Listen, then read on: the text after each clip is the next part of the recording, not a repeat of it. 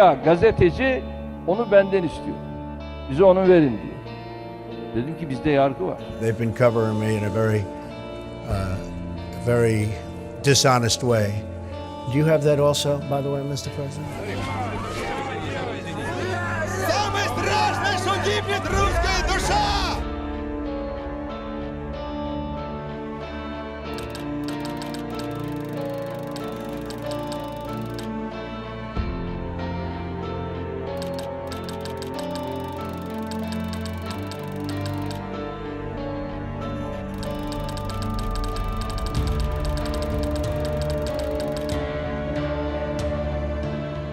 The 10th year anniversary of our impunity campaign. At the beginning, our goal was to raise awareness about the fact that impunity in the murders of journalists is endemic. Murder is the ultimate form of censorship.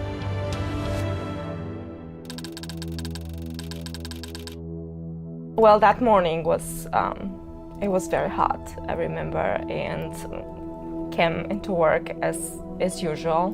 A friend of mine had texted me that I should read the news, and it's about Pavel.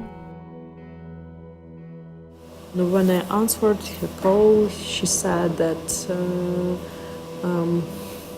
it's car explosion, and Pavel was in car, and Pavel dead. His place in our newsroom, nobody can replace. Pavel had a very long relationship with CPJ. He tackled the subjects that other journalists would rather stay away from.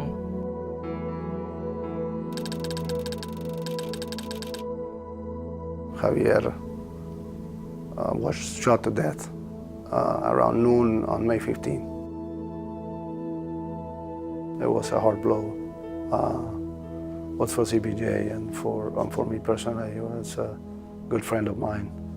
In 2011, CPJ awarded him one of the International Pacific Awards in recognition for his brave and courageous work reporting about one of the most difficult stories in the hemisphere, drug, crime and corruption in Mexico.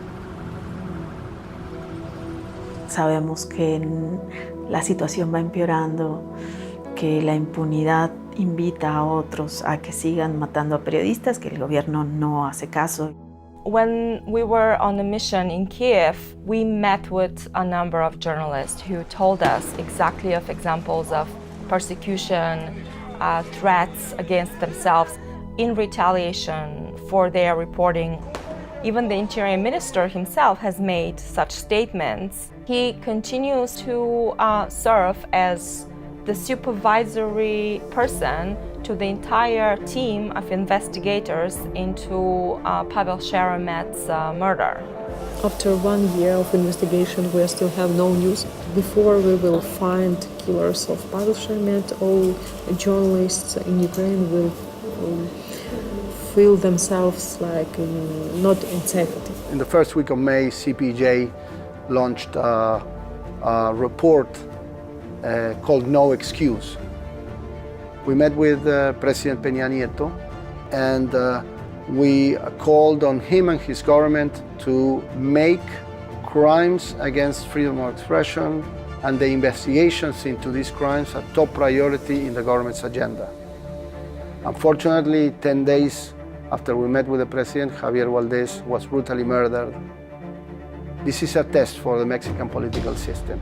There was a lot of optimism at the time that President Poroshenko took office, and there was a belief that, now journalism can be freer.